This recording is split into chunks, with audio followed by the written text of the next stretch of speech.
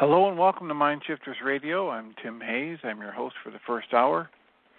And today is Thursday, March 11th, 2021.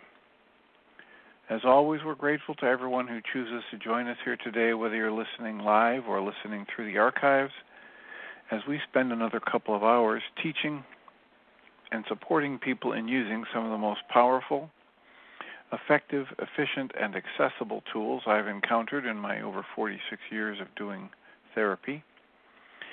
And I'm grateful to announce, as always, that these tools are available absolutely free. WHYAGAIN.org. If you go to that website and click on the red and white bullseye, or the link in the upper left-hand corner of most pages that says Start Here, it'll take you to a page where you can download and read Chapter 24 of Dr. Michael Ryce's book. His book is titled, Why Is This Happening to Me Again?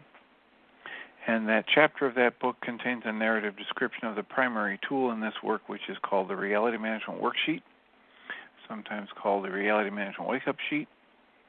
And it's a tool I've been using to great effect for over 16 years to improve the quality of my life, manage my emotions, and turn any negative emotional state into an infallible guidance system.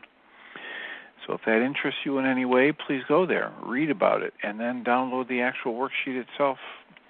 Just a click and download the PDF, print it off, and use it as often as you'd like. You can also download a whole host of audio files of shows like this one where people have called in and been stepped through that worksheet process, and those shows can serve as a tutorial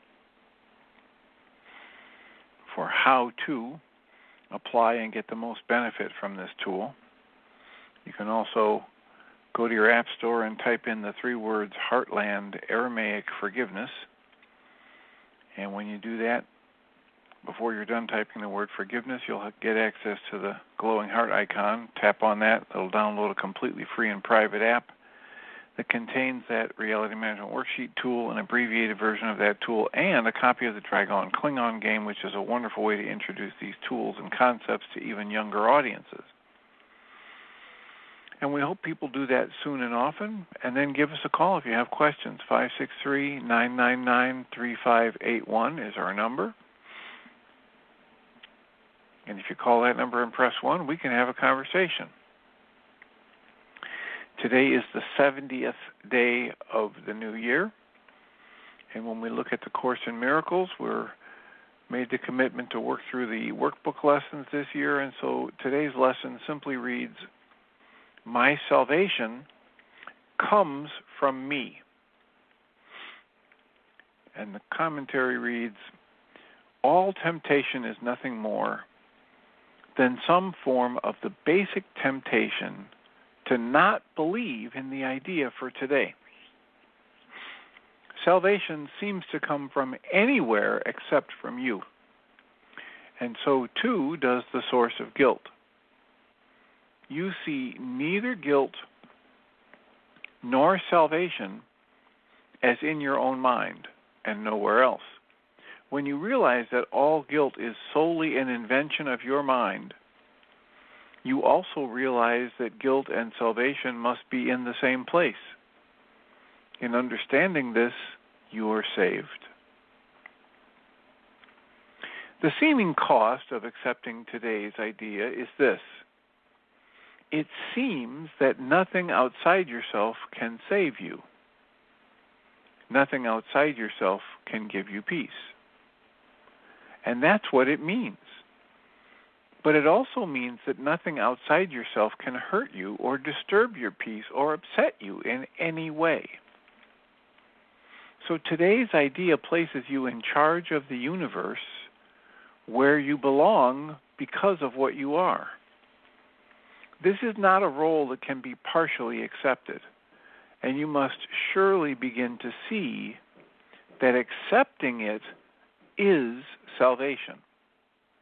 It may not, however, be clear to you why the recognition that guilt is in your own mind entails the realization that salvation is there as well. God would not have put the remedy for the sickness where it cannot help. That is the way your mind has worked, but hardly His.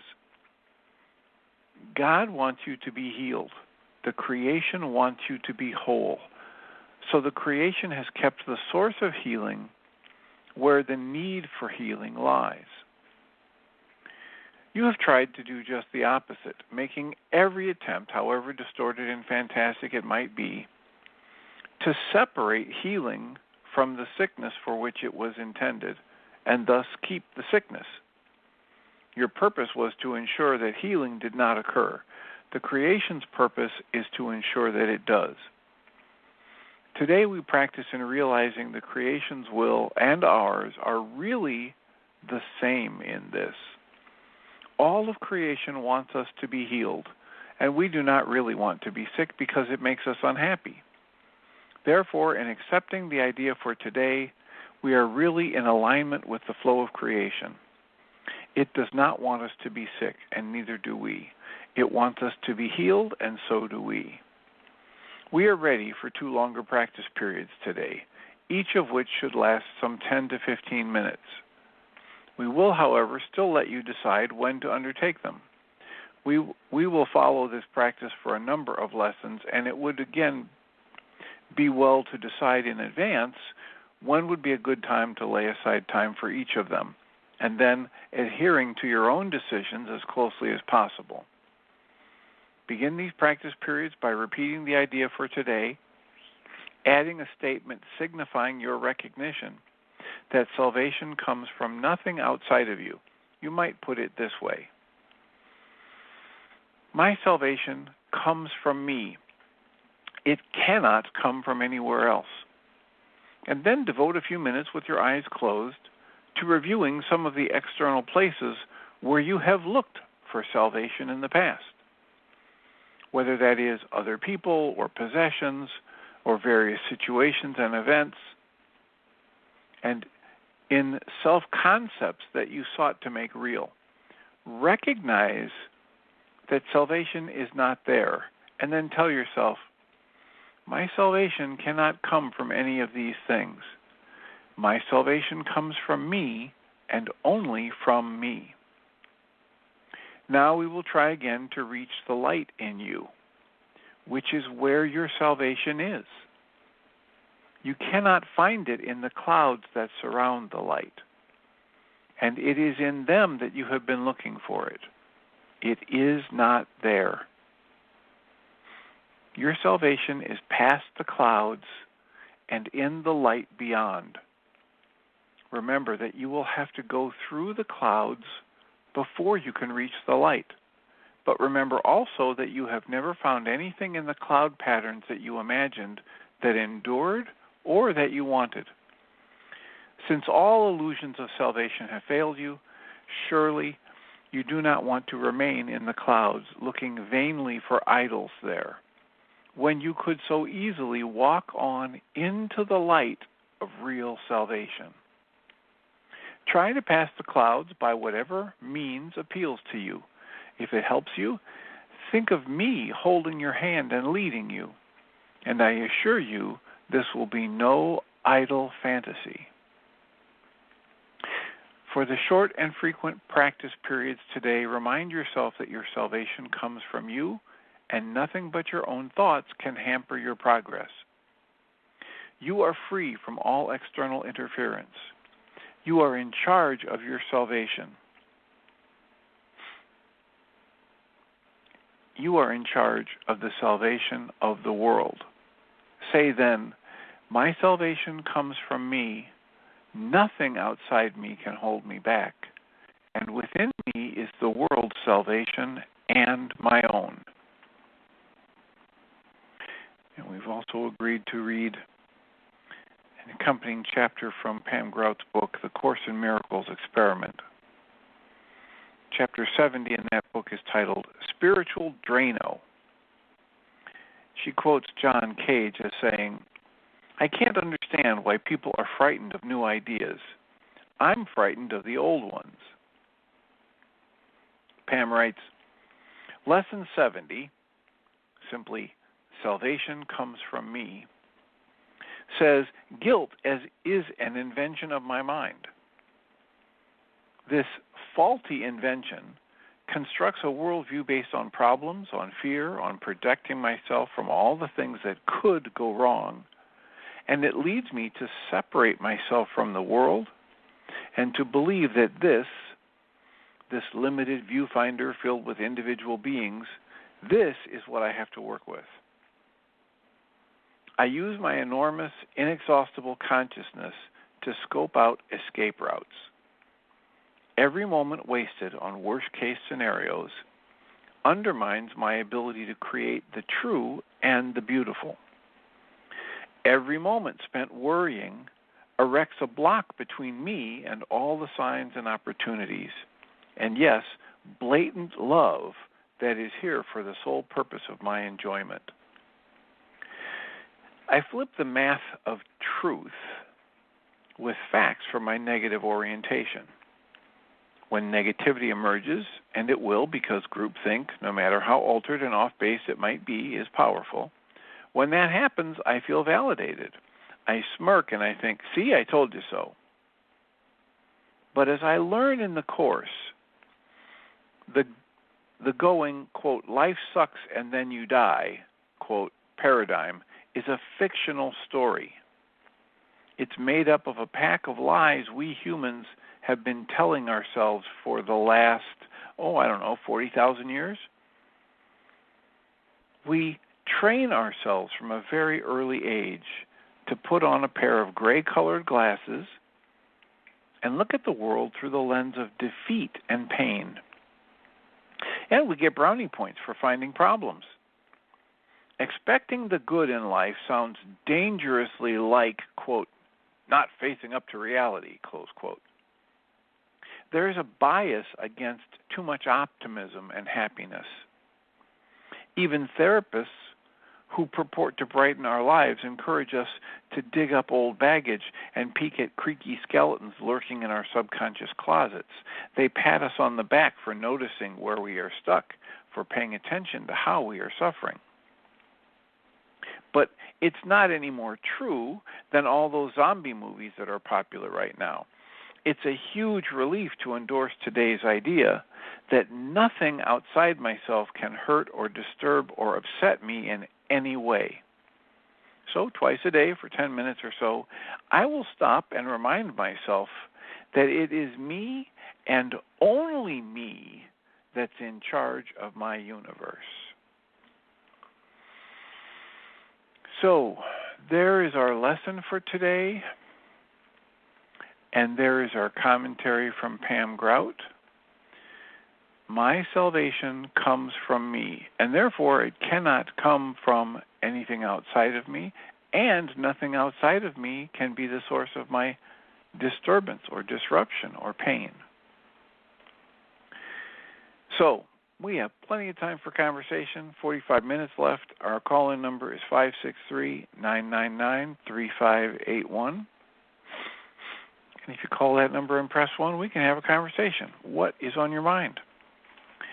Who has been stirring you to creativity and love and awareness of your true self? Who has been stirring up any of those false beliefs about yourself? 610, is this Tim? It's Tim, yeah. Hi. After Welcome.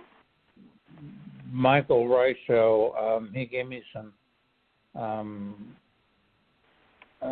what do you call those statements that you write down on the left-hand side of the mind shifter. He gave me 2 mind shifters, which I worked on. And I kept coming back to the fact of feeling like an infant and my father scowling at me or being upset with me and not relating to me. But I didn't come across any smoking gun any particular time where it was just a general feeling that is what happened. And I wondered what you think is the best thing to do to try to uncover subverbal events whether it's important to find the specific time or specific times when those events went inward and caused me so much fear. Well, if I were in this position at this stage in your life, I would be looking not for the events of the past, but I would be looking for the beliefs that you're holding in your mind about the negative effects that would happen if you stepped into the realization that you are perfect, loved, loving, and lovable forever, as the Way of Mastery would call us to remind ourselves, and just let yourself envision what your life would be like and how the primary relationships in your life would change if you were happy and whole and wholesome and feeling the love that you are 24 hours a day. What would that stir up in terms of how your life would change one way or another tomorrow and the next day and the next day? I wouldn't go searching for the past traumas. I would do mind shifters related to things like it's safe and healing for me to live in constant joy and aliveness. Safe and healing for me to be actively aware of my true nature as love and live in joy and aliveness. Okay, and do those mind shifters. So take the mind shifters. I would try to put myself in the. I'd try to put myself in the position of living into my truth, my true nature, and see what in me wants to argue against that, because something in you is clearly holding you back from living with the awareness of your true nature as love. Some people call it your love. One of the ways I've been talking about it the past few years is to say that living with the awareness that you are the extension of the creative energy in form. You're whole and complete just as you are. Nothing of value can be taken from you, and nothing of value can be added unto you. And if you were to live in that state, how might your fearful mind generate cautions against that? And then I would work with dismantling those fears and cautions, because they're alive today. Yeah. Well, I'll do that. I can't think of anything that would hold me back. I would think I would be very grateful if I were feeling like that. Right. Except that if you listen to some of these lessons from Course in Miracles, it tells us everything that's less than love is coming from inside of us. And the solution to that is inside of us. Our salvation is inside of us. No one from the outside can bring you peace, joy, happiness, gratitude, contentment. And no one from the outside can block you from experiencing that peace, joy, gratitude, happiness, and contentment.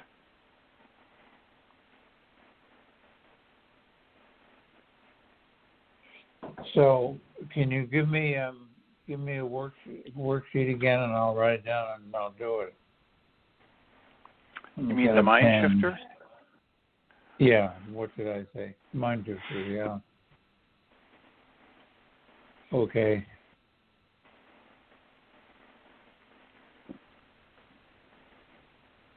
So it is safe ready? and healing. Yeah. It's safe and healing for me to live with the constant awareness of my truth as, the extension of the creative energy and form, as love, to live in joy and aliveness, to feel the truth of my nature. Live in constant awareness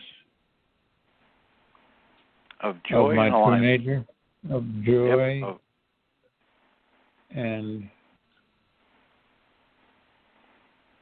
okay, it is safe and healing for me to live with constant awareness of joy and what did you say after joy? Joy and aliveness, that my true nature. Aliveness. Yeah, my true nature is this energy of creation, energy of joy and aliveness, energy of love. All different words for the same thing. Creation expressing. Okay.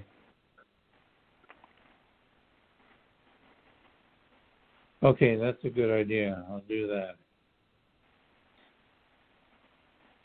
So you don't follow the psychoanalytic method of going back and finding a smoking gun.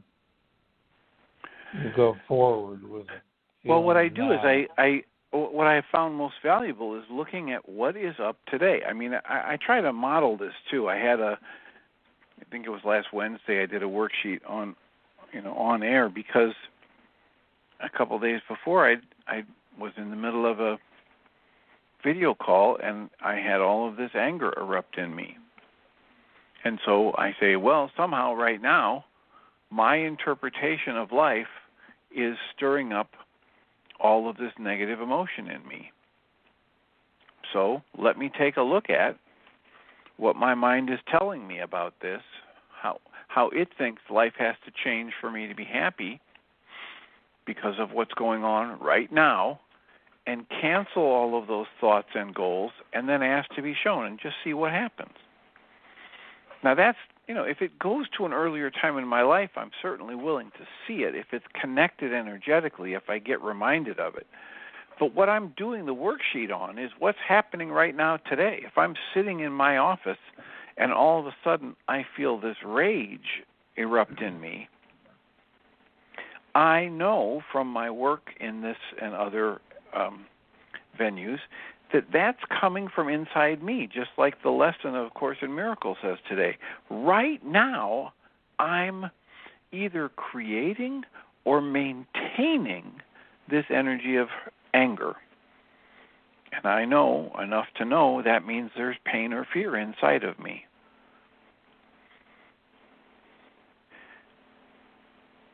So I work with what's up in the moment, and if it takes me to something in the past, I'm happy to go there and look at it because, like the old Irish saying says, the thing about the past is it's not the past. Right? If I'm thinking of it now, if I'm resonating all of these negative emotional states right now, it's not the past. It's me today in this moment that's creating those emotions and those thoughts. It's the subject matter of present thought. Yeah, it's the process in me right now that's creating my emotions. No more, no less. Never has been, never will be. Anything other than my process in this moment. Okay. And that's just a basic idea. observation. That's a basic observation with this work. We can observe over and over again, how are we creating our experience of life in each moment?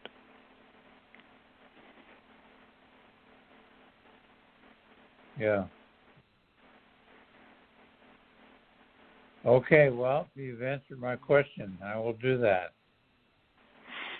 Thank you. All right. Well, good luck with that, and feel free to keep us posted. Okay, I will. Thanks. All right, you're welcome. Thanks for the call. So we have 33 minutes left. 563-999-3581. Today is a Thursday, so I should announce there is another support group happening this evening, and boy, those sure are intense at times. Those can be fun, I should say. Somebody help me.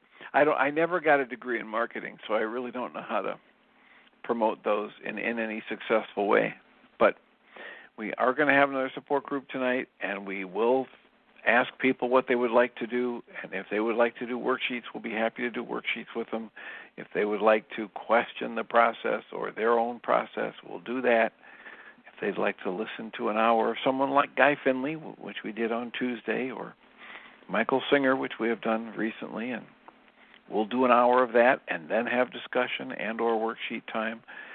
And all the information you need to know how to join us in that group is available at MindShiftersAcademy.org on the separate page for Thursday support group information.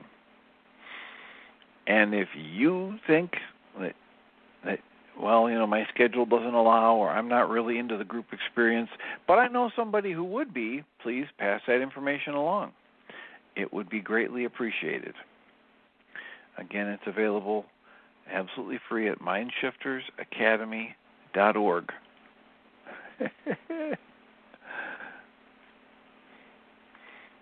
So, our call-in number is 563-999-3581, and we have plenty of time to talk. What's on your mind? What's gotten stirred up with our most recent Course in Miracles lessons? That you are your salvation. That the truth of how you are the light of creation, expressing in form, is your salvation. And the only thing that blocks you from seeing that is the clouds of negative thoughts and beliefs that you've been conditioned into through your culture, through your family. I mentioned to somebody recently that while the essence of her message, this is Byron Katie's work, the essence of her message is brutally hard for most of us to step into, and that is that everything that happens is perfect just the way it happens. How can you know that? Because it happened. And this is right in line with Michael Singer's, the core of Michael Singer's work in his second or third lesson in the Learning to Live from a Place of Surrender. He talks about the history of the universe as our scientists would talk to us about it, from the initiation of the Big Bang. And he does this extended, I think it's 50-some minutes, of talking about the science of energies that moved and collided and formed dust or particles, and then they moved and collided and formed atoms, and they moved and collided and they formed molecules, and then they formed, the fusion reactions and suns and stars collapsed and expanded, and he traced that process all the way to the present moment, and what we call the periodic table of elements, that every piece of matter that's in existence today began, he says, 13.8. I say 13.84 because that comes from another lecture I heard, billion years ago. As we mark the flow of creation in terms of our little hunk of matter that we call Earth moving around the sun. So, it only has relevance on this planet for the human mind that's created a way to break creation down into bits. And so what we call a year, and we are so convinced in this thing we call time, and we are so conditioned to believe that we are X number of years old, etc. And essentially all it is it's marking the movement of a hunk of matter around another hunk of matter, as though matter, as we perceive it, is all that's important. But our great scientists will tell us that everything that we call matter, including our bodies and the chairs we're sitting in and the desks we might be writing on and the ceiling and walls that might keep us sheltered from the elements, is just energy. And it's energy that has been so lowered in its vibration to be perceptible to our senses. But it's all just energy. And as Ian Longhold pointed out in his lecture, The Condor Flies to the Eagle, Understanding Deeper Meanings of the Mayan Calendar, he said, there's a lot more going on here than just physical energy. And there were other cultures that tracked the flow and movement of those energies, whether it was solar energies or consciousness energies or evolutionary energies. And we, in the Western culture, have been conditioned almost exclusively to focus only on the physical. And I did an interview this morning with a young woman who was giving some powerful examples of heart and heart energy and emotions. And these are things that, if there are any scientists in our Western world right now that have devices that track those things, they're very few and far between. But these energies are real. How can we know they're real? We experience them. We feel them. We've got, great spiritual teachers for hundreds of years that have been talking to us about our emotional energies, our spiritual energies, our heart energies.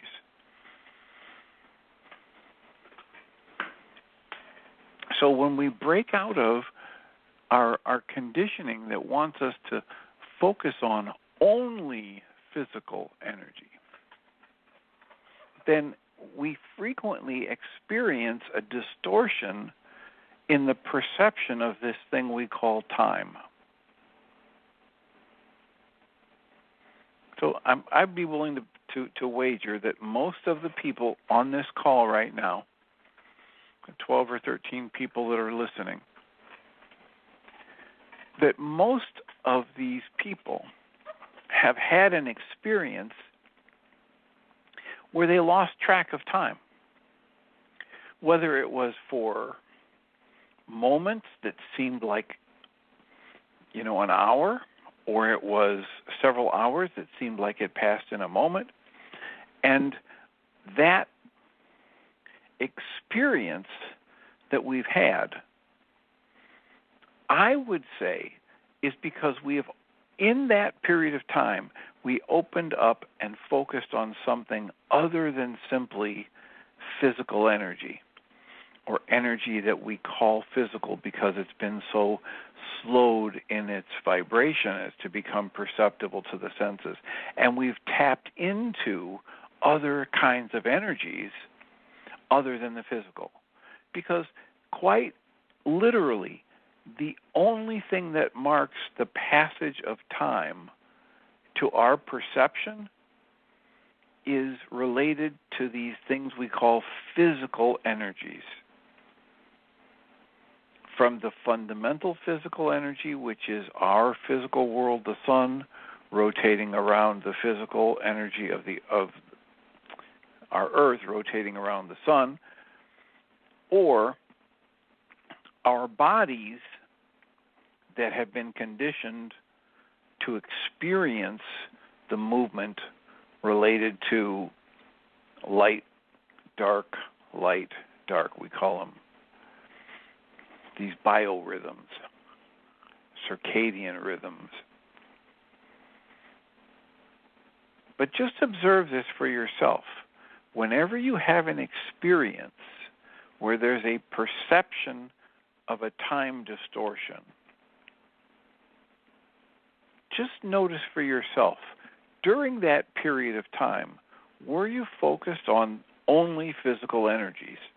I think what you'll find is that was a time when you stopped focusing exclusively on the physical energy and you opened yourself to have an awareness of, I won't say perception, because it doesn't involve the five senses that we normally describe when we're talking about perception, but an awareness of things beyond simply the physical energies, which have been so lowered in their vibration as to become perceptible to the five senses.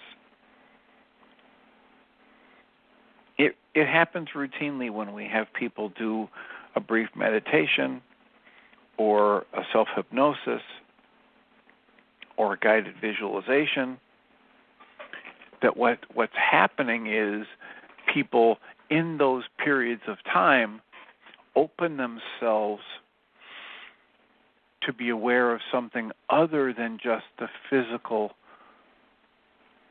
energies, or the energies which have been so lowered in the vibration as to be perceptible to our senses. Area code 347, you're in the air. Who do we have? Hello, my name's Aaliyah. I'm sorry, could you say that again? Your name is? Aaliyah. Aaliyah. Welcome, Aaliyah. How can we support you today? Well, I was calling. I just wanted to know if y'all was doing like readings or. No, we don't do readings on this show. We teach about an ancient Aramaic process of forgiveness, and we give it away 100% free, and it's a life-altering tool if people choose to use it. It's available at whyagain.org.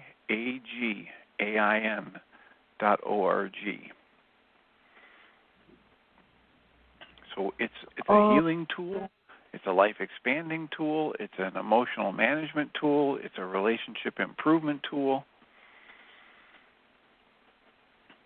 and it's available absolutely free in an app for your phone. If you go to your app store and type in the 3 words Heartland Aramaic Forgiveness, it'll let you download a completely free and private app, and it has the primary tool in this work in that app. Oh, okay. I'll look at it. Thank you. You're very welcome and deserving.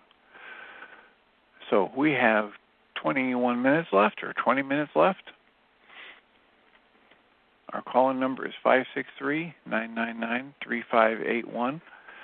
What was your last experience of time distortion? What were you focusing your awareness on during that period of time distortion? Does it fit? Does your observation fit with the observation I'm making that time is only created by thought and thought about the movement of physical energies?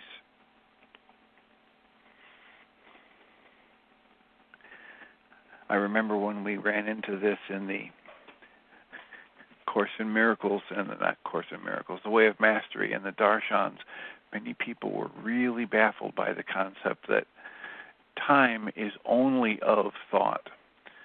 Ellen, what are your thoughts today? Well, you asked what was the last experience of kind of being outside of time distortion. Yeah. For me, it was the last time that I did A Course in Miracles, so it would have been about, I think it was the summer before last. I had started the course that year on the spring equinox, and so I don't know what lesson I was on, but I do remember it was one of those lessons where I think you spend 5 minutes of every hour doing like a mini meditation on the lesson for the day. And I was doing this, in the afternoon, and I thought, okay, I don't think it could possibly be 5 minutes yet. But I had my phone with me, so I opened my eyes and I looked at the time, and it had been 15 or 20 minutes. And I was like, what? But at the same time, I saw, when I first turned on the phone, the second after I turned it on, it changed minutes, and then I had that reaction of how could that much time have gone by, and the next second I looked down at the phone and it just flipped to the next minute. I mean, within seconds, it seemed like it went another minute. I was like, how could that happen? I could understand the first part of it better because I was doing this meditation. But then once I opened my eyes and saw the time and then looked back down a few seconds later and yet another minute had already gone by, that kind of was very startling to me. But it had happened right after I came out of the meditation, so I guess there you go. Yeah, I'm suggesting that you might have been focusing on something other than the energies that have been so lowered in their vibration as to be perceptible to your five senses. Well, sure. I mean, that's, I think, what we do when we meditate. We shift our focus. We allow other things to affect our experience. And by things, I mean other energies.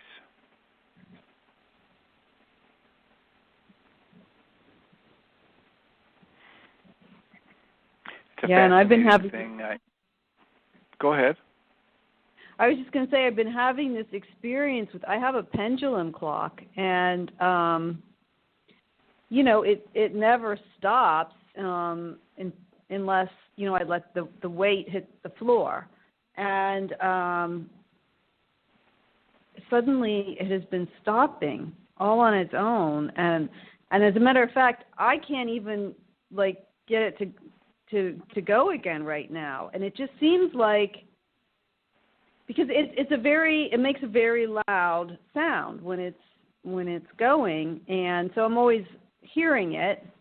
And now suddenly it's so strange because the sound that I've been so used to, I've had it for like 20 years, is no longer there, and there's such silence. And so I finally just thought, okay, I guess I'm just not supposed to focus on time right now. I don't know. But there was only one other time where that happened, where the clock, and it was the very first time it ever stopped. I was actually doing a meditation. I had a group meditation at my house, and I was using the clock because it chimes on the hour. So I was using the clock as a timer. And I was in the middle of the meditation, all of a sudden I realized, and the clock's right behind me. Wait a minute, I'm not hearing the clock anymore. It can't have stopped. And sure enough, it had. And the next day, so I started it up, and when I came down the next morning, it had stopped again. And I thought, what's going on here? This has never happened before. It shouldn't be happening. And later that day, I was I was out visiting my father, who was in an assisted living facility, and I was getting ready to leave. And before I even left his room, all of the things that I felt like were on my to-do list, like that had to get done that day, started running through my head. And all of a sudden I heard, "Time out!" And it immediately struck me that that's what was going on with the clock. It was like something was trying to give me a message of taking a time out of this busyness that I had been stuck in. And I thought, wow. I knew that that's what it was. And sure enough, the clock didn't stop again after that. It was like as soon as I got the message, the clock started going again.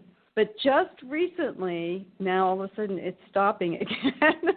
So it's just very interesting, all this stuff that's going on with time right now with me.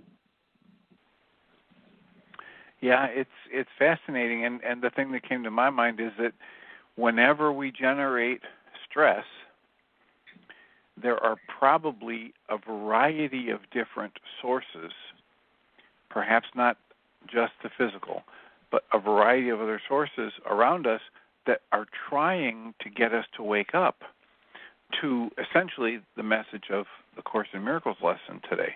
You are your own salvation, and you are the only one creating your stress. Mm-hmm. Yeah, so when things like that happen, it then I become a believer of, there's a lot more going on than we can see, because there's some force that is stopping this clock in order to get a message to me. And I've had other experiences like that with other physical objects in my home being, like, moved.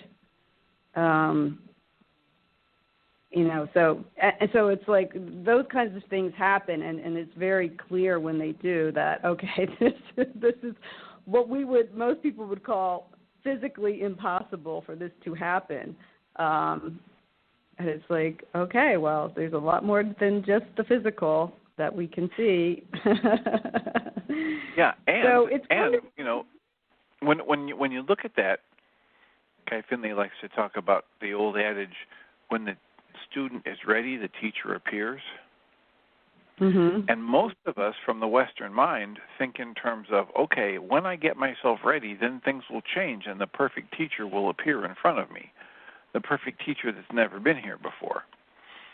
But Guy Finley has another thing he says, that your Creator didn't just put you in a world where if you travel long enough and go to the Himalayas and seek out, a guru, you'll eventually find answers. He says, your Creator put you in a world where your instant, constant connection to the sources that can teach you will never abandon you if you just ask. So if you combine those two things, when the student is ready, the teacher appears, with the idea that you are in constant possession of a source that will tap into untold wisdom, that will feed you, then the student becoming ready doesn't create the appearance of a teacher. It allows the student to see the teacher that's always there. Mm-hmm. There are probably always things trying to nudge us every time we get stressed. There are things available to teach us, Yeah, that's what I had such a clear seeing of what a miracle really is, and that a miracle doesn't change anything. Like, I had this experience this one day, and it just showed me that what miracles do are they correct your vision. They don't change anything. Now you're seeing what has always been there, but you couldn't see it before. Like, a healthy body or what, I believe this is, Jesus knew that there's no such thing as sickness. So, it's not, healing is really a misnomer. It's just that we can't see, we're not, if we seem to be sick or diseased or injured or anything like that, imperfect in any way, then it's just because we're not able to see the truth about ourselves. That would probably be a very important message to explore the truth of for yourself on a regular basis.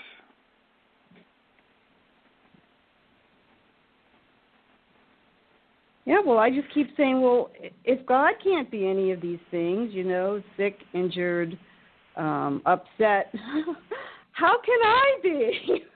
How can I be something other than my source? So I always just have to keep coming back to that. Yeah, and we can create a perception of being separate, but that doesn't change the actuality. Right.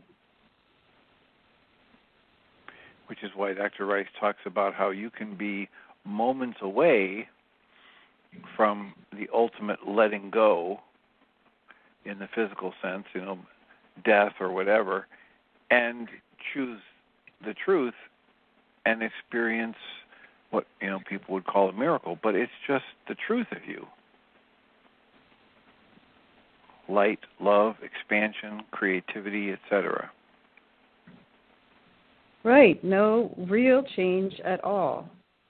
It's just an opening of the eyes to see what is, and always has been.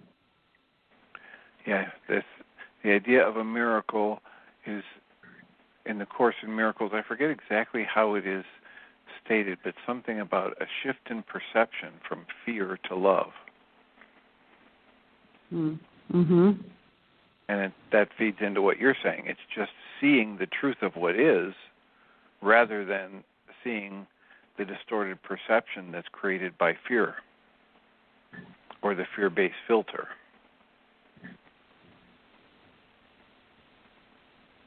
And it's something that's available to every one of us. It's about, Absolutely. It's about the choice. And we have the adage that I put out there that you have the infinite capacity to choose the focus of your conscious awareness in each moment.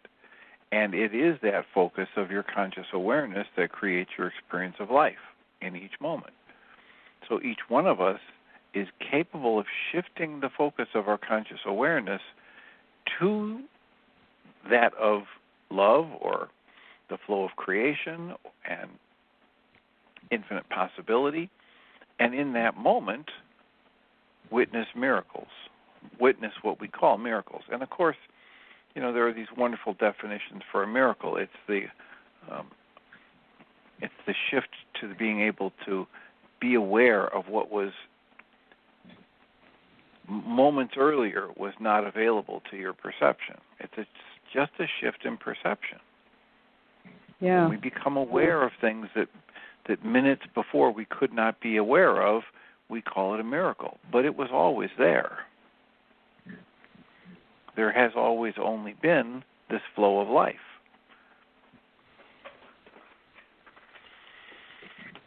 Yeah, and I had an experience once, which I always called a miracle, but it was just so unexplainable to me. I was driving. I was driving home from work, but it was late at night. I must have been working overtime or something. It was dark and it was pouring down rain, and I can't remember for the life of me. But for some reason, I decided to take this road that I had never been on before. Now, I didn't grow up in this area, so there's still a lot of roads I haven't been on. And so I get on this road, and between the blackness of the night and the pouring down rain, I was really struggling to see. And the next thing I knew, I saw, I could see this tractor trailer coming down a hill, towards me. And the next thing I knew, instead of being in the lane beside me, he was in my lane immediately, coming right towards me. And I thought, oh my God, this is it. This is how it ends. And the next thing I knew, I was on the other side of it.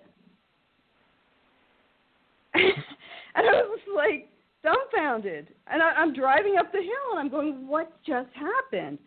And so I went back to that road to see what was this, going on with this. I remember it was really twisty-turny.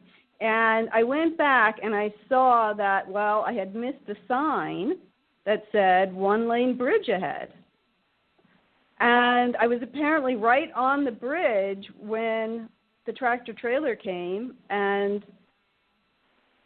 it was the next thing I knew, we're just on the other side of each other, and I could never explain it other than the fact that, I guess it wasn't my time to go. Clearly not. Clearly not. So, there again, it really, once you realize that I can't leave this physical plane until it's my time. So all these ways in which we think, I've got to protect myself, and that doesn't mean you throw caution to the wind, but you can live a lot less in fear when you come to that realization that I'm going to go when I'm going to go, and not a moment before or a moment after. And if it's not my time and something like what I experienced happened, it literally was like it didn't even happen. If it's meant to happen, if you're meant to have that experience of getting in an accident or, getting killed in an accident, then that, like Byron Katie says, and that's exactly what was meant to happen. You can't stop it. And so that was an experience that really showed. And you don't need to live in fear about it. Exactly. You can choose to, but you don't need to. Right. Right, and none of us knows what the end will be, what it will be like, when it will be, and to live in fear about it is really crazy. Well, it's a choice, right? I'm not so sure that it's any worse or any better than any other choice, but it's a choice. So if I'm one of those who's been trained to do this or choosing to focus on fearful thoughts, then that's just my option. I'm going to create one level of experience when I do that. And right, and that's I can perfect, look at somebody else who's choosing to do that. It's perfect, right? That's the Byron Katie's awakening was that everything that unfolds is perfect just as it unfolds. How can you tell? Because it just happened. Right. Now, she wouldn't have had that awakening when she did if she hadn't gone through all the hell that she went through prior to it. It all worked perfectly. I mean, she was, I believe, suicidal for many years.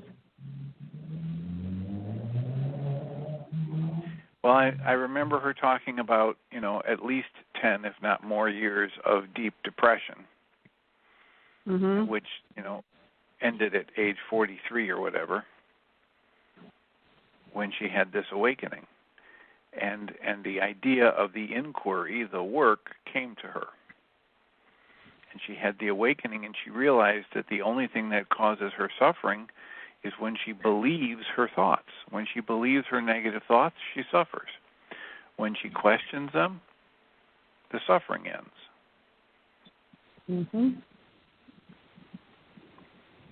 And that's what gave birth to the work. And the work, oddly or conveniently enough, is almost identical to the Reality Management Worksheet process. We map out what our mind is telling us and what it says is causing our pain and what it's telling us needs to happen in order for us to be pain-free. And when we believe that, we still have pain. But as soon as we question that, and ask to be shown something else, we get the chance to perceive everything about our thought process differently. Right, and we cancel what we think would be happening instead of what is happening. Yeah. And then we get the chance to move from suffering to the awareness of our true nature as love. And it all happens because we question and we ask to be shown.